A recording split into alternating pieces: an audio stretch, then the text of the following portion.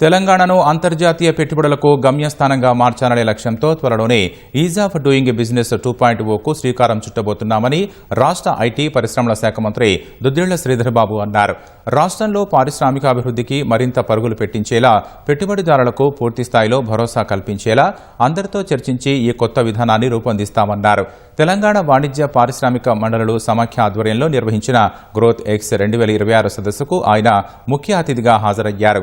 అభివృద్ధి అంటే యాదృచ్ఛికంగా వచ్చేది కాదని, భావితరాల భవిష్యత్తు కోసం శాస్త్రీయంగా, ప్రణాళికాబద్ధంగా రూపొందించుకోవాల్సిన అవసరం ఉందని శ్రీధర్బాబు అన్నారు.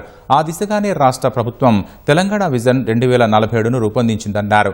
ప్రస్తుతం $200 బిలియన్ ఆర్థిక వ్యవస్థగా ఉన్న తెలంగాణను 2034 నాటికి $1 ట్రిలియన్, 2047 నాటికి $3 ట్రిలియన్ చేర్చాలన్నదే తమ లక్ష్యమని పునరుద్ఘాటించారు. ఈ లక్ష్య సాధనకు రాష్ట్ర సమగ్రాభివృద్ధికి క్యూర్, ప్యూర్, రేర్ అనే త్రిముఖ వ్యూహానికి శ్రీకారం చుట్టి అమలు చేస్తున్నామన్నారు.